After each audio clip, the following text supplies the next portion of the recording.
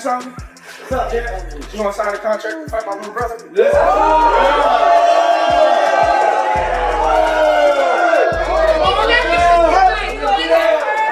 Alright. And there we go. Yes. I will fight him right now, but they want to fight for January, February. Hey, beat up right now. You want to sign a contract? Know that. Sign the contract. Know that. You ain't on that, baby. Know that. You ain't on that, baby. Right now, nigga. So until the fight done, I ain't really got too much to say on it, but that's a fight I want. So T.O., let's do it. You feel confident though? I know I'm gonna win, for sure. What began at Madison Square Garden as a routine media appearance quickly spiraled into chaos. Cameras were set, expectations were low, and no one anticipated what was about to unfold. Anyone assuming the Stevenson Lopez press event would be calm and courteous misread the situation completely. Almost immediately, the mood flipped. What should have felt like a controlled promotional setting transformed into something volatile the moment the speakers went live. Voices rose, tempers flared, and the atmosphere edged dangerously close to physical confrontation. Yet while most eyes were locked on the verbal fireworks, a far more deliberate and unsettling undercurrent was developing unnoticed beneath the spectacle.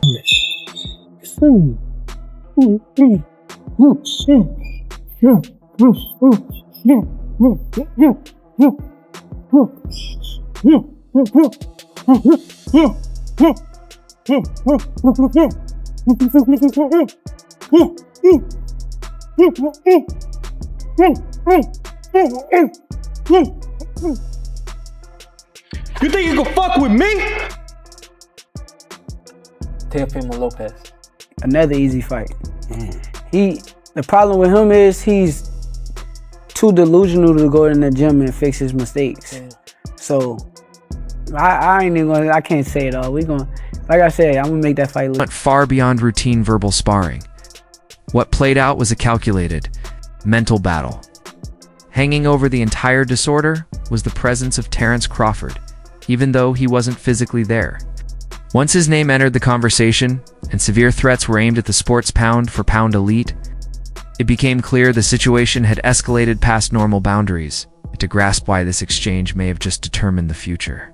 For Teofimo Lopez, or possibly shocker, Stevenson, you have to examine the precise setup that was carefully orchestrated in front of the global media. And you don't have to answer, but I'm curious if you will answer it. Yes. Most overrated boxer right now.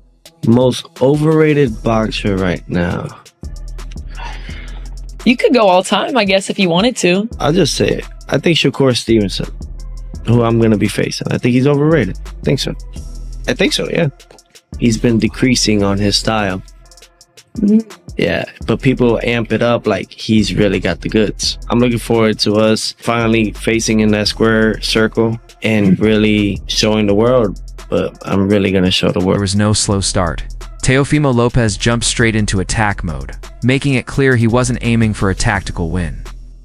His words were intense, unfiltered, and threatening. Staring directly at Shocker, he made a promise we can't quote, but the intent was obvious. He planned to cause real damage. For your next fight, done in unification at 140, you've talked in the past. How about moving up in weight? Why was this the right fight for you? Hold on, I'll tell you why. You too. Faster. You talking about room 40 Faster. though. You said what? You talking about room 40. Yeah. Room 40's nuts. Faster. Yo, you pause, bro. What's up with you, bro? You been wild as You hard, bro. Pause. You hard. Real hard. Man, what do you say to that, bro? Like, do you hear him, bro? I just can't wait to beat him and shut him up, bro. T.O. not on this level. T.O. is a high-level fighter, but he's not on my level. I'm an elite level fighter, and come January 31st, I'm gonna show it. You've shown respect to him for his performances in the past, what he's done. He's fought guys like Lomachenko and Taylor. You say that he's not on your level. Why do you think you're on just a different level than him? Because I seen him at his best. Against Taylor, against Lomachenko, he was at his very best. That was the best he can do. I don't think he can do nothing better than that. So self-projection. What I seen from that fight, I feel like I'm way better than them guys. With Lomachenko, like I said, he didn't throw punches for 6 Objection. rounds. For 6 rounds. So if you ain't throw punches for 6 rounds and you get in front of me, Man, you was I a just don't fan know. of I would have beat Lomachenko. Shocker Stevenson stayed composed. Rather than raising his voice, he struck with targeted jabs of his own. He pointed out a nervous tic in Teofimo, mocked him, and questioned his mental sharpness. That's when the mind game became clear. Shakur wasn't throwing random insults, was breaking Teofimo down. He referenced the scare in Teofimo's previous bout, brought up his family, and even repeated remarks attributed to Teofimo's daughter. It crossed into deeply personal territory, all with one goal in mind: to get Lopez rattled. Wait a second, you objected. Hold on a second. You just objected. I like Lomachenko. Wait, you just objected. You want to tell him how much you like him again? I think you like him. You keep telling him. Objection. What? Tell everyone. False accusation. You got a thing for him, right? That's okay. Accusation. We'll I accept you. can't wait to beat this clown. The exchange was already boiling when one line cut through the noise. He couldn't wait to crush this clown. Right as the two fighters were locked in that verbal chokehold, the momentum changed. Teofimo Lopez Sr., the father and the mind behind the operation, stepped in and took control. That moment mattered. Senior doesn't jump in randomly. Every word he uses is meant to steer perception. He reminded the room who they believed themselves to be, self-proclaimed disruptors. He name-checked Lomachenko. He invoked Josh Taylor. And his point landed clearly. Their rise has been built on toppling unbeaten. Highly skilled fighters that analysts once labeled untouchable. Seen a lot of weaknesses in his game too, and something that he said earlier, he said, Teo never lost to Southpaw. Well, I never lost to Orthodox. So, it ain't no different, but the difference is you never fought no elite fighter. Okay, I don't think y'all did either. Oh, so you gotta show it, baby. I don't think y'all did either.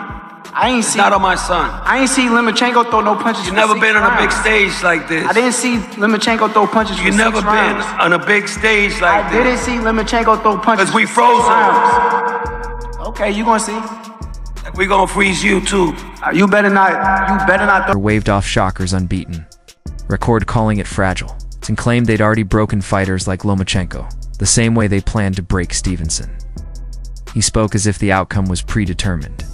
Then he escalated things by looking past Shocker and issuing a clear warning toward Terence Crawford, saying Shocker comes first and Bud is next. Terence Crawford and support. Fuck those guys.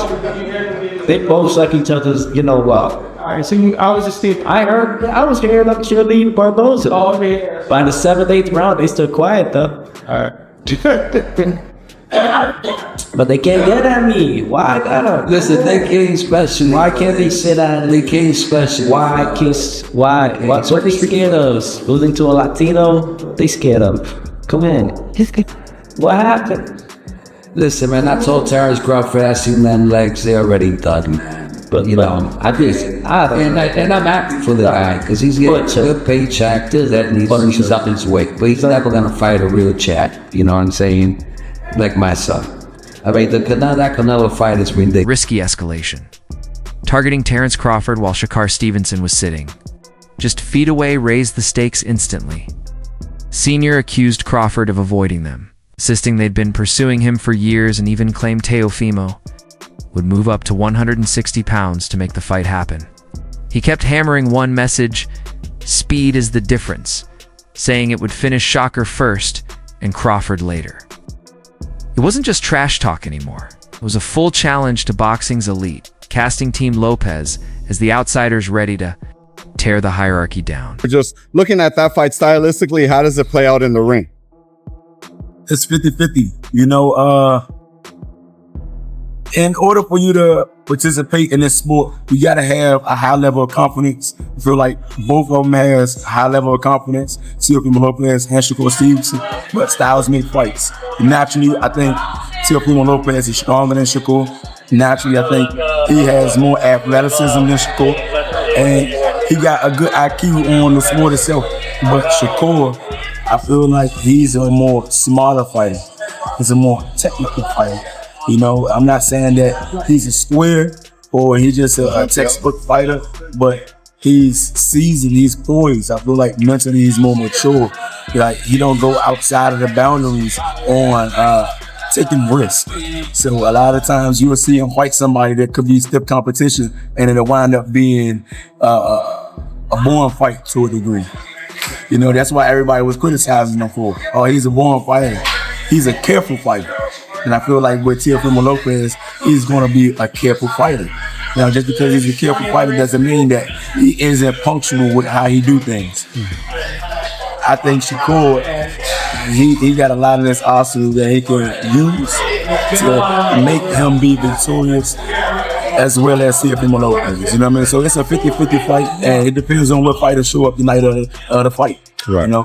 But if I had to give you my whole honest truth, if Teofimo Lopez show up and is ready to fight just like how he fought Lomachenko, the Lopez camp shouted about speed and greatness. The sharpest minds in the room were focused elsewhere. Andre Ward and Roy Jones Jr. watched it all unfold and reached a very different conclusion.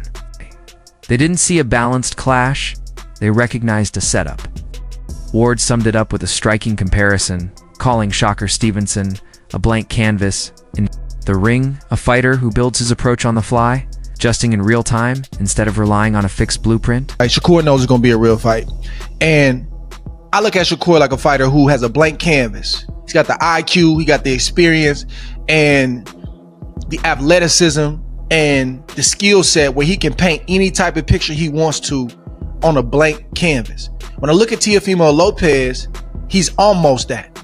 He has a blank canvas, but he needs an outline on what to draw and what to paint inside the line. Now, every now and again, he'll go away from the outline that he has and he'll do something dope, and you'll be like, oh, that was cool. That wasn't on the outline right there. But I don't think that he can create on the fly like a Shakur Stevenson. But what he does bring to the table, and what Shakur does have to deal with, is explosive power, quick twitch, muscles, and the type of punches that he likes to throw. And Teo doesn't have the foot game that Shakur has, but he's got a decent foot game. So Shakur has a lot to deal with as well. But I just think that when it comes to creating on the fly, making adjustments on the fly, Teofimo Lopez looks like the better boxer when he's facing an inferior fighter, an inferior boxer. When you say, well, he fought Lomachenko. Lomachenko's not, Loma mastered fighting in a small space. He's to the side of you. He's behind you. He's not a guy that's going to use the perimeter of the ring. He didn't come up fighting the way we fight here in the States. He's got his style. He's a mix. He's the matrix. He's a mix of several different styles, but it's different than a Shakur Stevenson. So I think that's going to be the difference in this fight, is Shakur's ability to make adjustments and to have a blank canvas and to create something out of thin air, figure it out.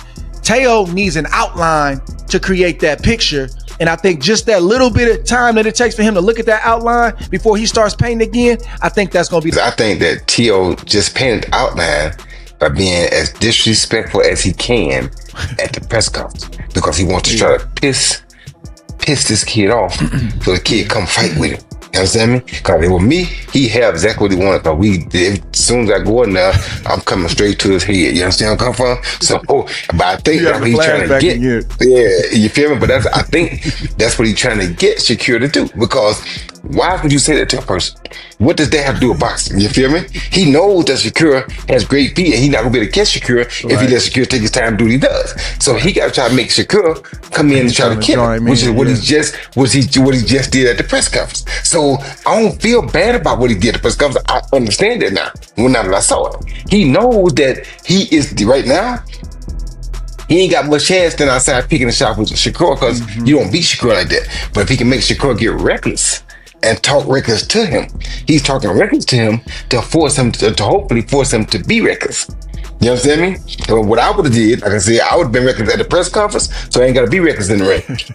You understand me? I really ain't got that recklessness out the way. You feel me? Just so you know, I know where to be reckless at. Wherever you be reckless at is where I'm going to be reckless at. You understand me? So, and we got that out the way, so when the fight comes, I can get back to my fight game. You understand me? But he's just trying to do things to draw Shakur to him, to make Shakur be reckless, because if Shakur fights reckless, that gives him his... Saw the opposite in Teofimo Lopez.